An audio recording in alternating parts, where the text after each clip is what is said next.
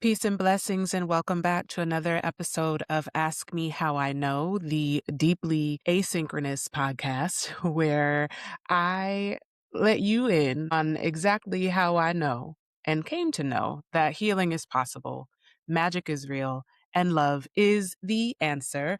My name is Ebony Isis Booth. I am a liberatory coach and cultural strategist based out of Charlotte, North Carolina, and it is my pleasure to be before you again. Whenever you find this on the internet or in your inbox or driving in your car on your way to work or some event or in the shower, wherever you might listen to podcasts, it has been quite some time since I have put my voice into a box and sent it out across the airwaves of the digital space. And there's a number of different reasons for that. I won't go into all of them. I'm just happy to be here today. I really am. Today, I am coming before you as real as I know how to be. No excuses, no apologies, just here I am. Today was one of those days where spirit said, look here, girl. I don't know how many more ways you want us to deliver this inspiration and incentive to you to say what you need to say and open your throat chakra as a practice of celebration, of grieving, of personal exploration and narrative storytelling, of like living fully into the things that you pray for and say that you want. We are inviting you yet again, madam, to have some agency and take control and participate in the expression of yourself and your story. So I'm listening today because let me tell you something. My head is hard. I'm hard headed with spirit. I don't know if that's something that you can relate to, but it's like, the intuitive hits, the alignment, the angel numbers, the ideas in the shower, the 3 a.m. wake ups where it's like, ooh, let me write that down, or I should post that, or you know what I'm thinking about, or the deep dive conversations with my bestie where I'm like, you know, just in flow state. And I'm like, this feels like something that could help somebody else, including myself, right? Like it is for my help. And I feel like the message is coming and I'm not doing what I need to be doing with it because I get scared and frustrated and worried and attached to the outcomes and make assumptions about the way I will be received and am concerned about some idea of myself that or idea of what I think people think of me in a way that is like entirely ego driven and a deep energy drain that I am just giving myself permission to let go of. But I've been living, you know what I mean? They say I've been putting myself in a position most of these rappers ain't in. I'm living. Word. That's what it's been. I've been living. I've been living well. I've been healthy. My family is doing well and are healthy and growing and doing amazing things. And I have so much gratitude for the favor that it feels like it would be doing a disservice to not access the tools and resources that are available to me and use them in a way that I feel like can be of service to the collective or for the greater good. And at the very least, to get that shit up off me. You know what I mean? So I'm not holding so much and just brooding because sometimes, that can turn into isolation and restriction and resentment and bitterness, which is very much like not me. It's not me. But I will say that, listen, this podcasting shit is hard. It's hard for a number of different reasons. Like social media, first, let me say this. I am not consistent because I am not a content creator. I have said this before in past episodes and past versions of myself have been very clear about this. My relationship to social media is tumultuous, honey. And I think most of that has to do with the fact that I grew up with it. It grew up with me and I've been it's like an ex that just won't go away. You know what I mean? And I'm trying to figure out how to be in relationship and to be in community with the ex that I am no longer in relationship with and how messy and obnoxious that can be. That is how I've been feeling about social media these days. And every time I get good and gone from it, I just can't quit you. I keep finding myself right back in the thick of it, in somebody's comment sections, lurking and liking, finding myself having emotional, visceral reactions to things that I see posted and topics being discussed, and really needing to check my energy and my boundaries around how I even allow myself to engage in those spaces, right? So there's a lot of that that's happening. So no, I am not consistent because I am not a content creator. What I am, though, is a creative human being. I'm a creative for much of my life. For the majority of my life, my identity has been shaped and expressed. And the way that I have understood myself is through writing, creative writing, poetry, performance art, singing, rapping, talking. Now the girls just call it yapping, whatever, right? Like, I'm not new to this. I'm true to this. OG, triple OG out here in these streets. Okay.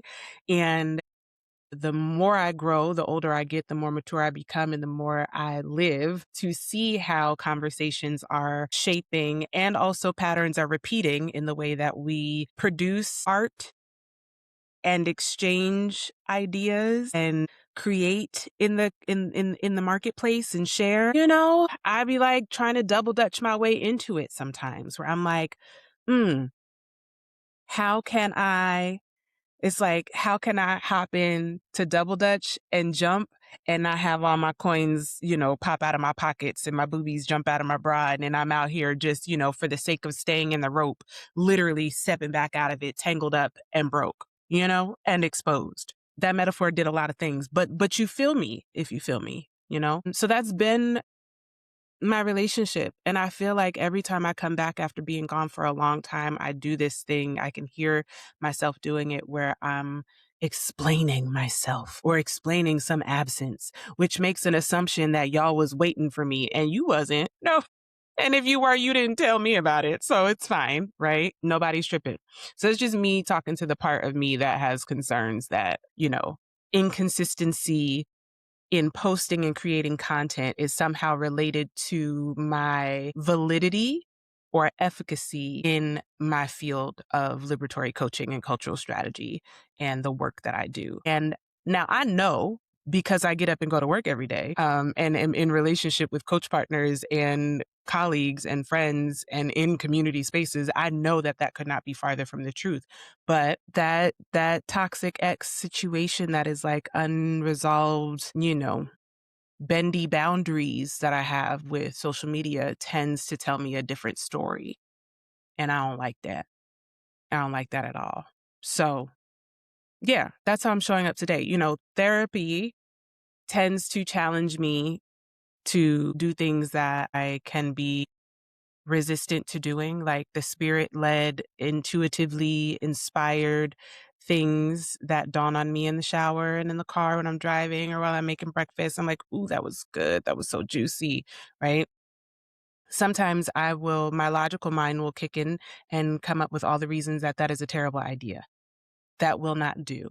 That will not be sustainable. That's not going to, or that idea is too good. And what if it goes viral? Then you're going to have to deal with all them people in your comments. Then you're going to have an argument with a troll. Then you're going to have to respond. And then that becomes an energy drain. Like, what happens when you do post something and it gets a bunch of, commentary? Now you find yourself really going down what is the chemical release that happens? The dopamine release that gets dripped with each double tap, each like, each red bursting bubble of, joy that the algorithm feeds you to tell you that you are a good and worthy human, because other good and worthy humans, aka bots, are agreeing with you and engaging with you, even if the engagement is toxic, extractive, disrespectful, inappropriate. Even if you are in the comments fighting for your life in disagreement with someone who is misogynist, patriarchal, pro-capitalist, red hatter, whatever, right? Again, just can't quit you, right? Like, so how do we quit and get gone and stay gone? And how do we get a message that feels aligned and important out? And who the fuck are we talking to anyway? These are just some of the questions that I ask myself. And I wonder if more people who are not encumbered by this line of thought, are not given such pause, or who are incentivized to say, fuck fear, I'm gonna go ahead and get on this microphone and plug this thing in and say whatever comes into my brain and shoots out of my mouth without any regard or accountability for who is harmed by that. Fuck it, let's fight, right? Like, I know that those people are very successful and in such abundance, it seems, that I mean, like, but I believe in the power of counter narrative, right?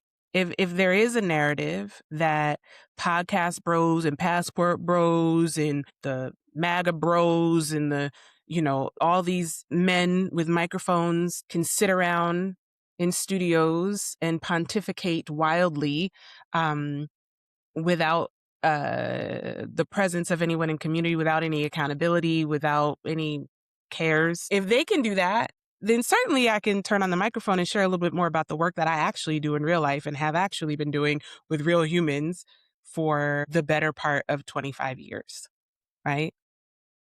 I have something to say. The challenge with that and what came up today in therapy is like me really having a core value around integrity and authenticity and not being ego driven in the sense that, well, how do I tell the story of what I do and do so while honoring the sacredness of the relationships, the people who have been part of my life in this journey?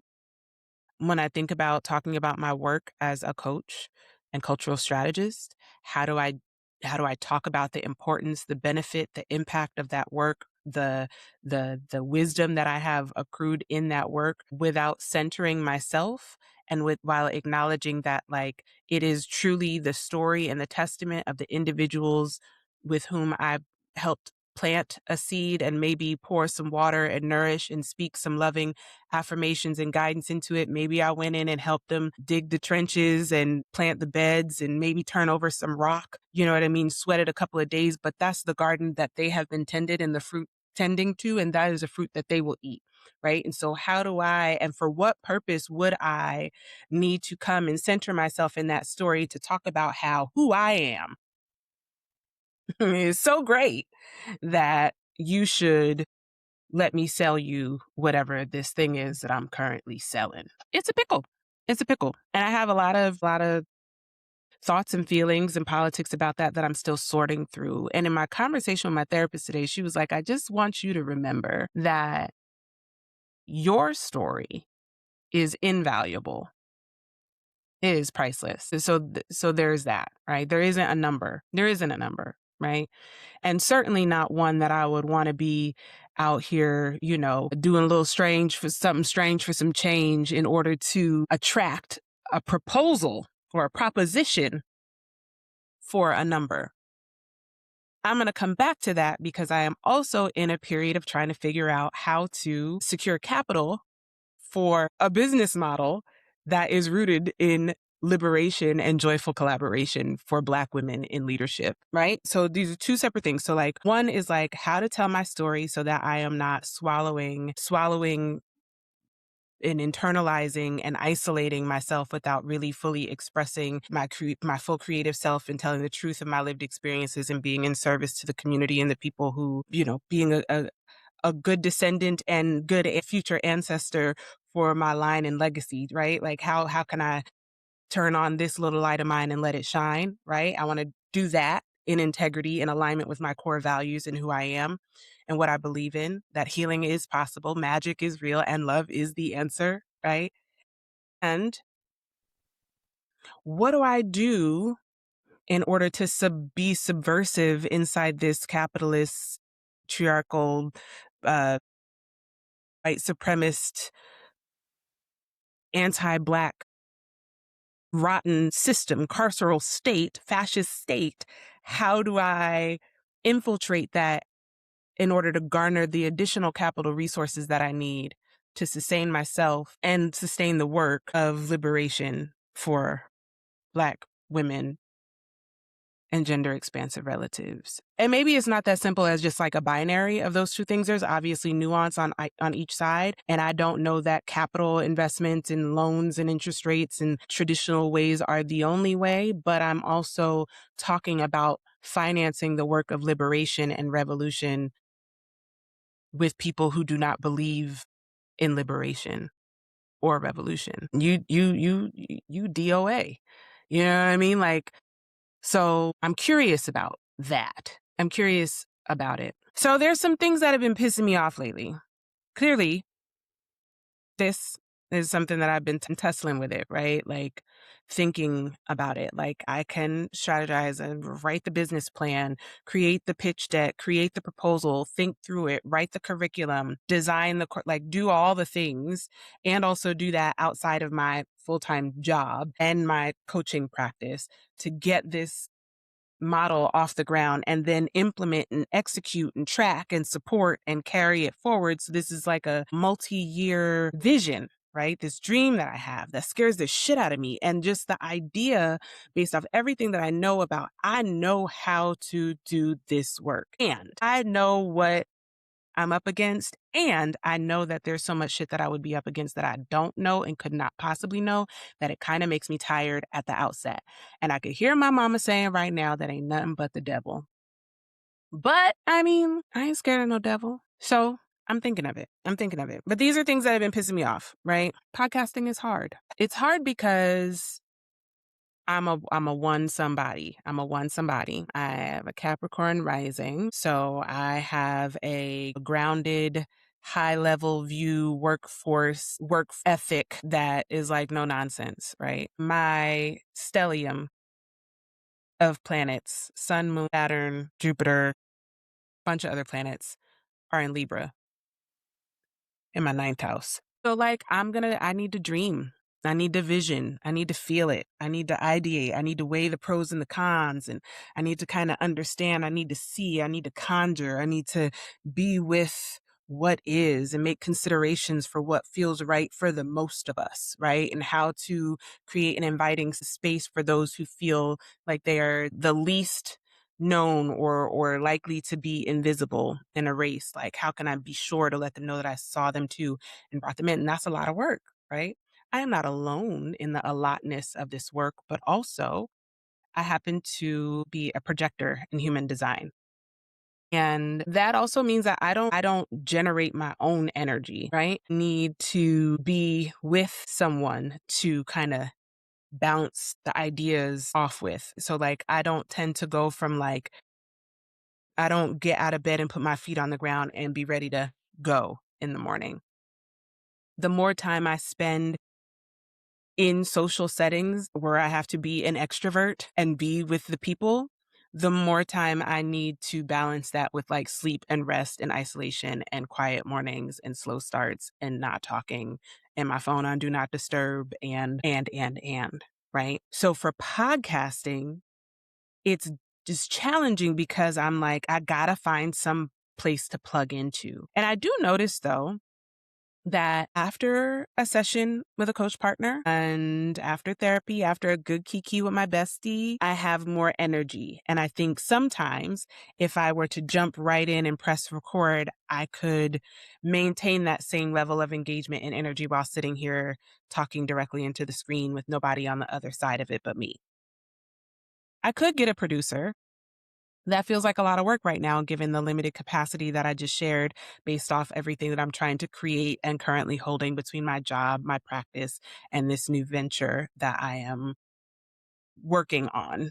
I'm manifesting, I'm creating, right? So onboarding a podcast producer feels like a lot of work and a lot of commitment. And then that part around consistency and showing up regularly in order to amass a following feels dangerously close to influencery content creator shenanigans and bullshit that I don't necessarily feel aligned with principally like a mission, vision, values alignment with that model either. But I love to run my mouth and I have opinions about a lot of stuff. Now, this is where I am today. This is kind of where I arrive at whenever I come back to podcasting. I've done radio, I've done television, and I work well with producers, sure. So I'm not really sure what the answer is there. There may be some nuggets that come in the future, but I tend to be the way that I like to listen to podcasts, I like to listen to podcasts personalities, like podcasters with personality. And I prefer to get to know someone's personality with where there is generally like one main host of the podcast, and every now and then there is a guest or like a co-host or somebody else who's around, right? Sometimes when too many voices come into the chat, it starts to go off the rails for me because I'm kind of like, that's again, too many people, too much energy to manage. I'm a better one-to-one person. But I don't hear a lot of podcasts that are just one person. And I think that that has to do with how incredibly difficult it is to like generate the energy that you need for engagement when you're talking to essentially yourself or this little black dot at the top of my computer screen. So yeah, I'm just kind of thinking out loud about that. I don't have a solution or an answer or a directive, but I'm going to get to things that are pissing me off. So this processing that I'm doing is coming from a thing that pissed me off last week. Remember how I said I don't love podcasts with too many people talking?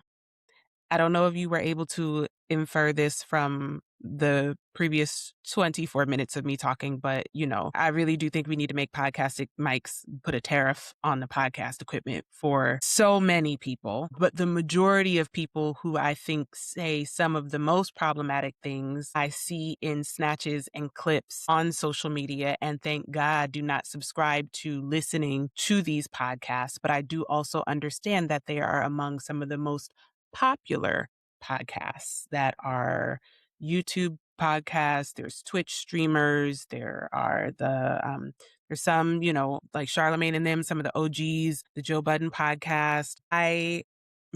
Joe Budden podcast was like not on my radar at all. I knew it existed, but I was like, hard pass. No, hell no. Mark Lamont Hill went to Joe Budden and I was like, okay, like maybe that's good for the boys. Like maybe they need that voice of reason. At least somebody got a degree in the room, right? Like, sure, advanced degrees, PhD in the room. I have a story about Mark Lamont Hill when he was fired from CNN. I got to see a keynote presentation that he gave at a student diversity and leadership conference, or people of color conference in Seattle, Washington in 2018, I think it was. And we weren't even sure he was a keynote, and we weren't even sure he was going to make it because the CNN shit had literally just popped off. And when I tell you that his speech was so compelling and deeply heartfelt and profound, and he got a standing ovation. He was so vulnerable, not humble, but vulnerable and really rooted and grounded in a love praxis and talking about the importance of the necessity of institutions to be accountable, to literally create infrastructure and systems so that the students who enter the walls and halls of the institutions feel loved. I mean, it was deeply powerful. And that man shed tears on stage. And you could only just imagine a fraction of what Mark Lamont Hill was holding in that moment. It was really, really, really beautiful. So I go up for Mark Lamont Hill for the most part, right? Like, great stuff. So he was on Joe Budden podcast. Okay, everything that he does is not necessarily for me, was, whatever. Get your bag.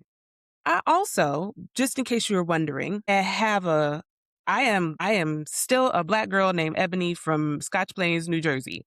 Okay. That being said, Sophista Ratchet all day, right? Like regular degular black girl named Ebony, bamboo earrings, Bon Ton potato chips, know me. And Don't Call Me White Girl is one of my favorite podcasts. I love Damona. Love Mona down. Sometimes shit on Don't Call Me White Girl's podcast goes a little left and I'll be like, ooh, Lord, it's just tiny doses. But Damona has recently joined and is sometimes a host, is on the couches at the Joe Budden podcast lately. So as of late, more clips of Joe Budden podcasts have made their way onto my algorithm, which in retrospect, I think is probably brilliant marketing and a brilliant strategy on the behalf of Joe Budden. I think it made sense. I have not started to subscribe or listen to his podcast, but I do see more clips of his podcast now since Mona has been on the show. Why am I saying this? Well, because I'm a context thinker and I'm going to tell you a story about things, but follow me. Recently, a woman named Cheyenne Bryant was a guest on the Joe Budden podcast, and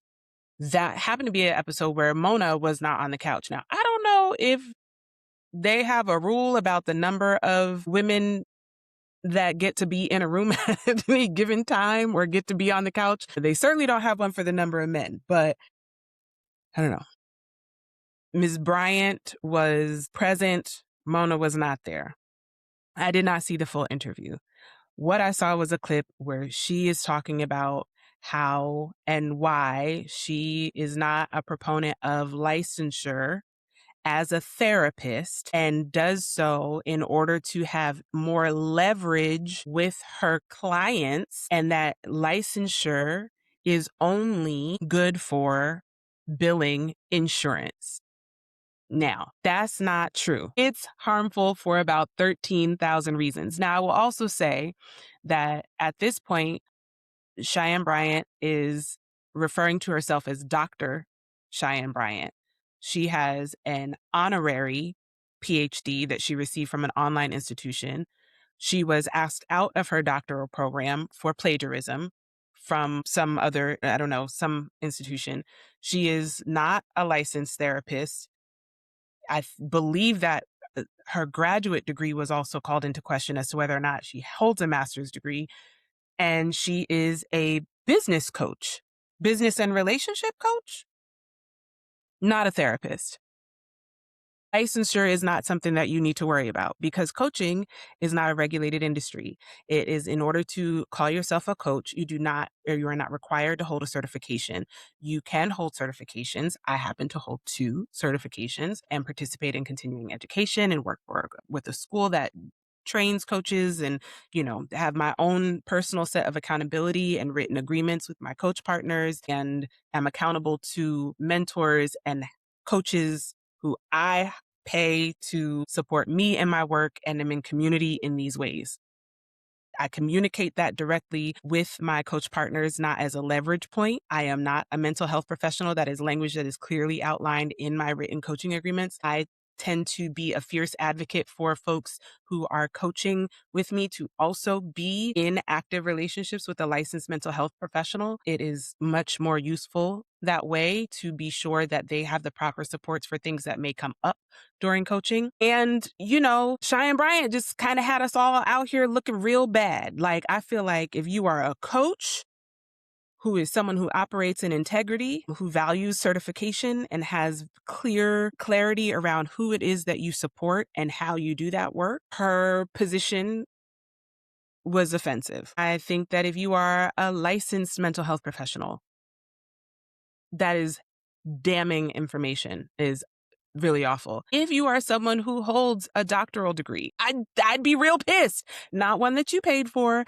not an honorary, but like you have published a dissertation and defended that dissertation in front of a board of peers and supervisors. Like, girl, what? And one of the crazy things about the entire thing is, like, I think it made everybody be like, now wait a minute.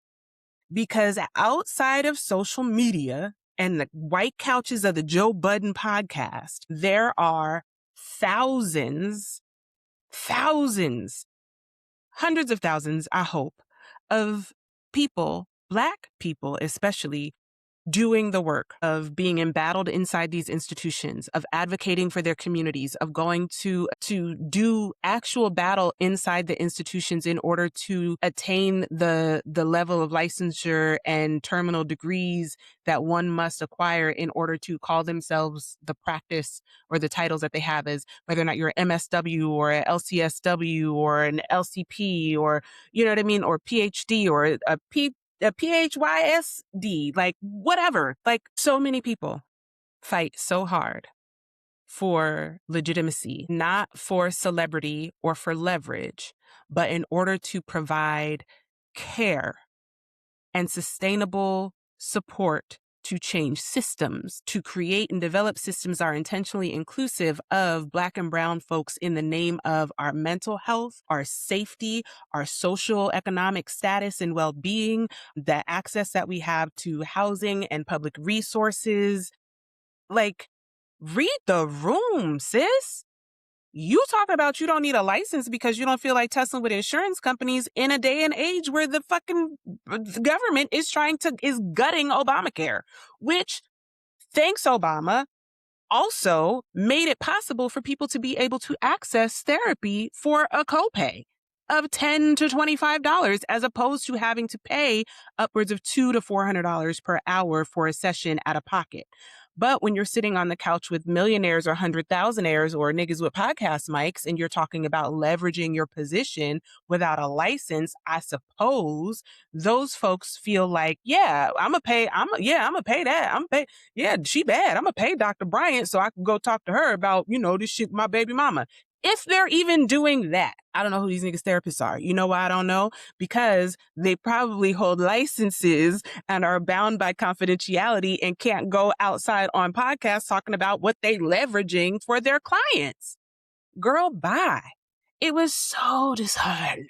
And it really just kind of like, I don't know, it was a gut punch for me because I was like, shit, is this sometimes like I've been doing this work now. I had started my certification program in 2019. I have been a coach in a lot of different ways. I coached the poetry slam team. I've been a vocal coach in performance art settings. And like, you know what I mean? I've just been a Black woman. And if you know, where it's just kind of like we show up and encourage and do and fix and mend as a cultural strategist, going in and supporting organizations and kind of being the spackle to the thing that, where the cracks are in the wall. Patricia Hill Collins, like minding the cracks in the institutions and, literally holding the walls up in these places and hoping that you come out of it with a living wage and a degree and still get tested and still be sitting in the year of 2026, from 2025 to 2026, and 600,000 Black women have been displaced from the workforce entirely. And now I'm sitting here like, damn, I got a full-time job, but how long does the funding last? And what I'm going to do if we got 3 years of money? Okay, I stay and get a grant, and then I got to come up with you know what I mean? Trying to strategize for a future to be like, what the fuck is happening? And you are out here leveraging people without licensure so that you can get a bigger bag from niggas who don't believe in mental health? Girl, I hope you have the day you deserve. But what had happened was, Dr. Raquel Martin, Dr. Martin here, shout out to you, Dr. Martin. Dr. Martin said all the things, from multiple degreed, multiple license having, holding experience in the space, teaching on hosting the podcast, doing the thing. Dr. Martin came in and was like, okay, no, but this is from her perspective as a licensed mental health professional and doctor of psychology and content creator. Okay. Was like, let me tell you how badly you have me in this entire industry and our people and the work that we're doing entirely fucked the fuck up. And what happened? Not all, but some of the trolls came out from under the bridge and they came for Dr. Martin and called her a hater because we're just mad that Cheyenne Bryant is getting to the money. And I'm like, y'all, capitalism is not going to save you. You can't outclass these hegemonic domains of power, my love. You can't. You can't. You just can't do it. It don't matter how, like, they've been lynching Black folks for having $5 in their pockets since Reconstruction. So why you think somehow that you can amass enough money by employing the same tactics and strategy of capitalism is beyond me. And I also understand this need for sustainability and to survive. And money is one of the resources, not the only resource, but currency is a major resource that does provide access, period. And race, class, and gender are these social constructs that America is built on that tend to ensure that, based off the way that those identities interlock, intersectionality, Kimberly Crenshaw, right? Those interlocking identities, the Rubik's Cube of who we are, this society is kind of guaranteed to still give you the same limitations, same variables of limitations, and refusal of your liberation, refusal to acknowledge your humanity, refusal to see you as whole and worthy and deserving, refusal. The system's not set up to do it for us. And so we have to imagine these new ways. And I am frustrated in that imagining. Hopeful. Is hopeful the word? I'm encouraged sometimes. Some days I'm dissuaded. I got to tell you, today I watched the Alabama Roundhouse voter redlining protests. Virginia Supreme Court just screwed the Democrats. Yesterday it was Tennessee. I have cried at the reliving in live color in HD of the Follow the Voting Rights Act like 6 times since yesterday. So much so that I had to like literally put my phone down and be like, well, I just keep getting more and more sad, right? More things that are pissing me off. So it's, again, read the room, you know? And also, maybe that's a drag to myself of being like, how important is Cheyenne Bryant in the larger scheme of things? And that's kind of where I arrived today, which is why I was like, just fucking press record, girl. Why are you taking yourself so seriously, sis? I can say for certain that there are 175 people that I have worked one-on-one with, whether or not it was one session or a 3.5-year-long commitment. Folks with PhDs, master's degrees, folks who are inside their doctoral program, folks who are formerly incarcerated, Black women who are CEOs of foundations and executive directors of their orgs, moms, folks who are struggling in relationships and going through divorces, college professors who are being antagonized by their student, like highly qualified Black women who've been walked off the glass cliff of corporate America and are looking to redefine themselves in their self-interest. And the thing is, like, that's not about me. It's about each of them and their stories, their testimony. I'm just somebody who, I guess I could talk about coaching, right? And the beauty of coaching, of like not being an Instagram coach, because things that piss me off are the grifters, the MML or the MLM, multi-level marketing business coaches. Let me tell you how. I'm going to show you how. I'm going to give you 6 simple steps on how. And this is how I fixed my life. And this is how you do it. Let me tell you something. How is a really not problematic. How is a loaded interrogative, right? Because it's like, are you asking or are you making a suggestion that that is an unknown, or you're somehow positioning the likelihood of said outcome when you ask how to do that, right? Like, well, how do I do that? Well, how do you do anything that you've ever done in your life, with your life? You choose to, you make a choice, and then you do things because you chose to do it. Right? And how I did something is very specific and unique to the miracles that all had to conspire and coincide for my life to end up taking shape the way that it has. Right? So it's not for me to tell you how. And I want you to be very suspicious of anyone who is giving you a play-by-play or handbook on like, this is how you fix your life. It is my deep belief that work should be met with curiosity and compassion and courage to help you come into awareness, for you to find the places where you may be misaligned with what it is and what you want it to be, or what you say it is and what it is, right? And then you can create some actionable steps on how you get there, on what you need to do differently or what you need in order to make it possible for you to witness and realize the outcome of the thing that you're manifesting or looking for, right? And that is a very future-focused concept and strategy and approach, which is another place where coaching departs, is not like therapy. Oftentimes, therapy is exploring how what has happened in your past is informing the way that you are reacting or responding to what is present tense in your life. And sometimes the past can be so much to bear that the present doesn't even seem like something you can manage, right? Coaching tends to take a look at having a bunch of compassion for the fact that all of that matters and is important, and you have made a choice to say, down this road in the future, in the high distance, I have this dream for myself. I want to do that thing. What do you need in order to get there? What's important about that thing? What does it feel like to be that far away from it? How long have you had that dream? What are the parts that have been watching you ignore it, avoid it, sabotage it, have to say about that? I don't know. The questions are not so much canned as they are like these curiosities that come up from being in one-to-one conversation, being present to the essence, the spirit, the energy, and the magic of the person that you're engaged with, to be like, no, I want to listen. I want to know. I want to hear. I want to learn together. Let's explore that. What does that actually feel like in your body? Are you resistant to it in your body? Does the idea of it make you feel sick to your stomach? And does your brain denote that as a good or a bad thing? When does it feel like a good time to move forward? I don't know. I'm just like, you know?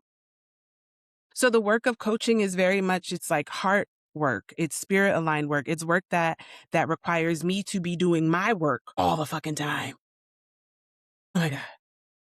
All the time doing my work and managing and self-managing what is mine so that I can be present to witness and be courageous and compassionate and curious about what is happening in the person's world who has given me permission to witness them in their growth and transformation. And that's what coaching is. It's not something that you leverage, not having a fucking license so you can get more people to pay you more money.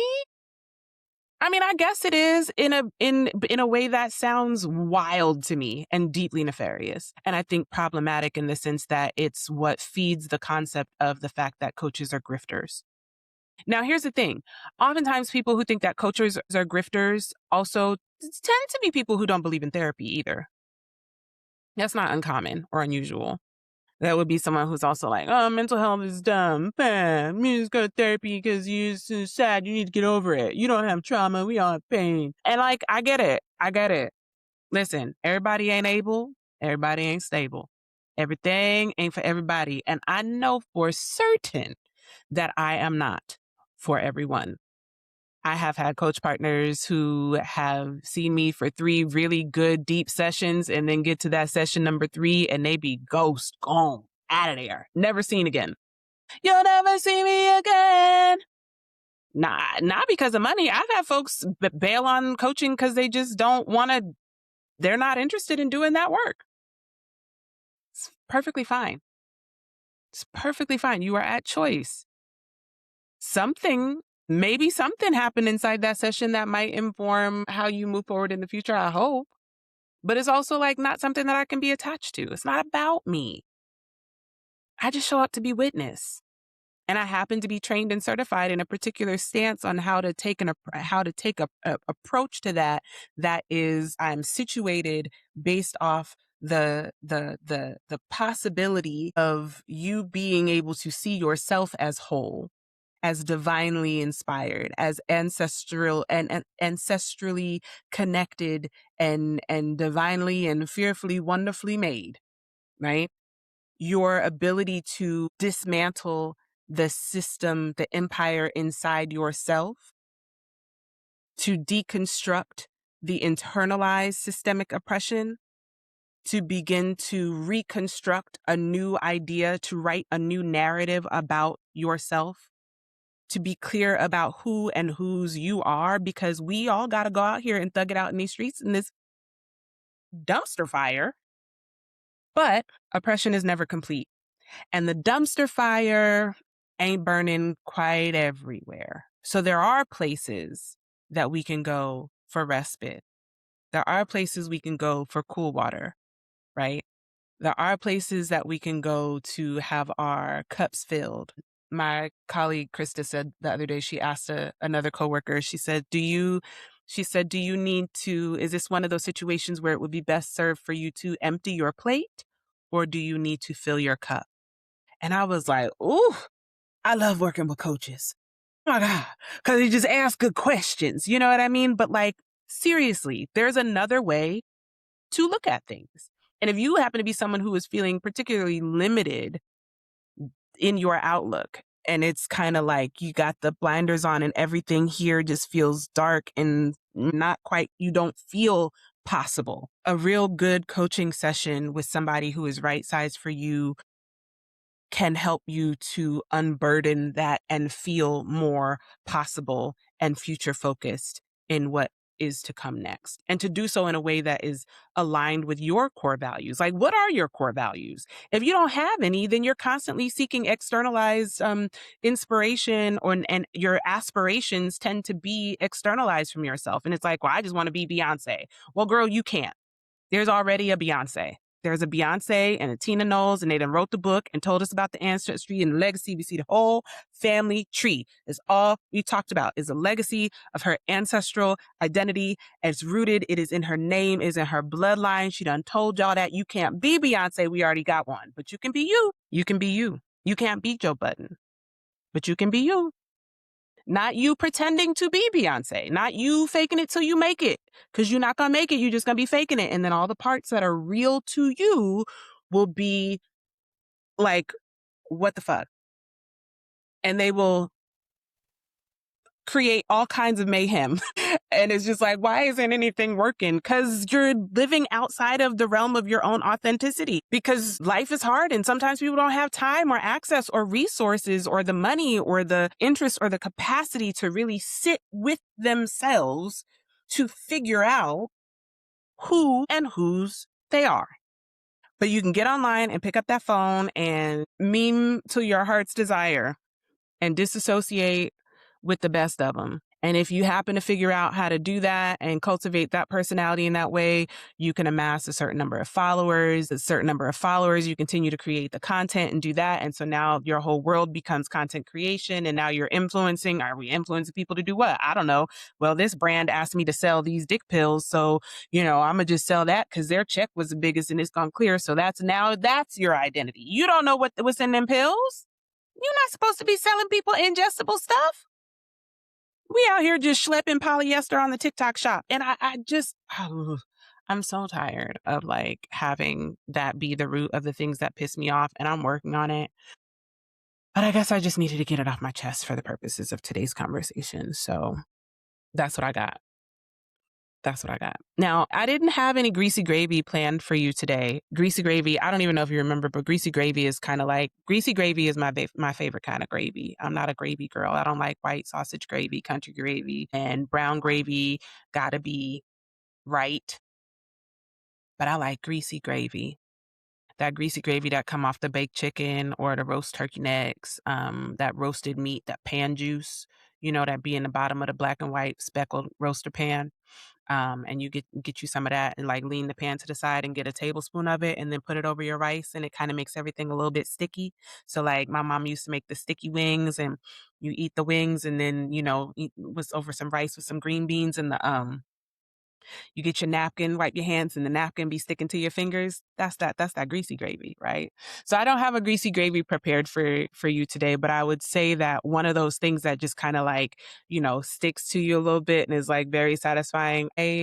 What did I do? I made some stuffed cabbage, which is not a meal. I would not call that African American or Black American cuisine by any stretch of the imagination. But I have been playing with using cabbage as a substitute for pasta in some recipes. I did a lasagna with cabbage, like a little mini single pan lasagna with cabbage instead of lasagna noodles. That was slamming. So I had a cabbage and I had some ground turkey. I didn't have enough mozzarella to make lasagna. Oh, I didn't have any ricotta. So I was just like, what am I do?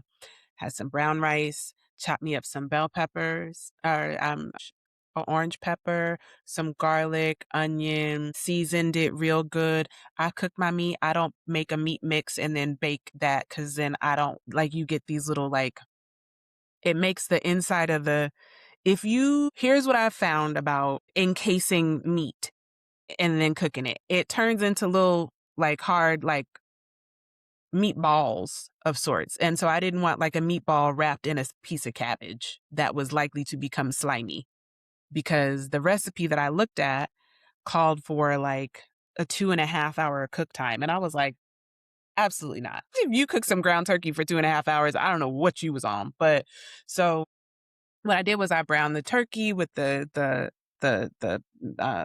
onions and the minced garlic and the bell peppers, and seasoned it a little bit. I put a little brown rice, cooked brown rice that was like cool that I had left over. I put the brown rice in there, added a little yellow curry paste to that, a little bit of cumin just to kind of like warm up the spice profile a little bit, a little tomato paste until that was just smelling really good and aromatic. I had pre-boiled a whole head of cabbage.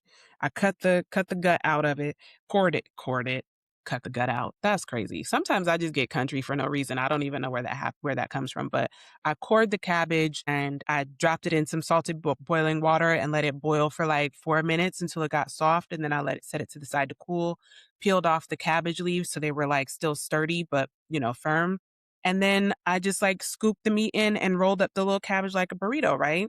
When I put that in my baking pan, I put a little like tomato soup.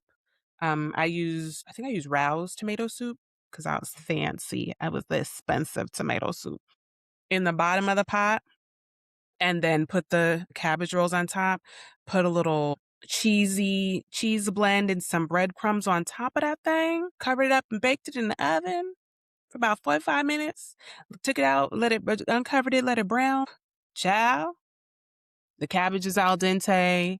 The turkey is still tender and not all mealy like ground turkey tends to get when it's overcooked. It was fucking delicious. So my greasy gravy is like whatever 12% European I got in me from my from from my heritage report was like, we like some stuffed cabbage, and it was fucking bussin'. It was very good. So that's my greasy gravy. That's what I had for dinner. And I made enough of it so that I have like some meal prep. So I've been snacking on that this week. And because the cabbage was not overly cooked, it did not give me the bubble guts.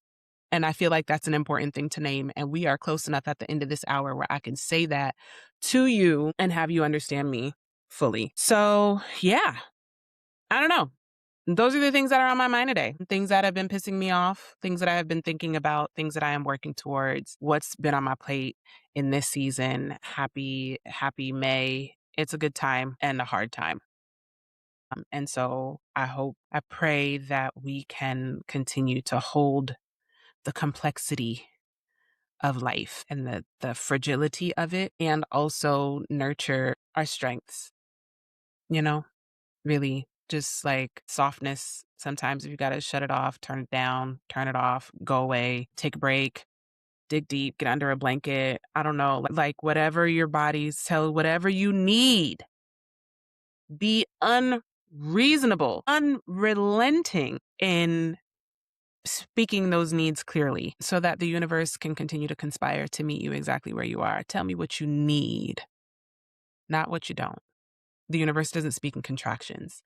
So speak your needs boldly and confidently and be direct and know that you are worthy in the acquisition and having them met in community with people who love and respect you, the self-love and respect that you have nurtured in yourself over this time, like whatever you need, may it be so. All right, y'all. That's the 1 hour mark. I'm going to edit this down and see if we can get it into like 57 minutes. Actually, I'm lying. I'm not going to do that. That's too much work. It's too much work. Thank you for listening. Thank you for tuning in. Have a phenomenal week. I don't know the next time I see you, but this was fun. I love you so much. Continue to take care of yourselves. All right. Okay, love you. Bye.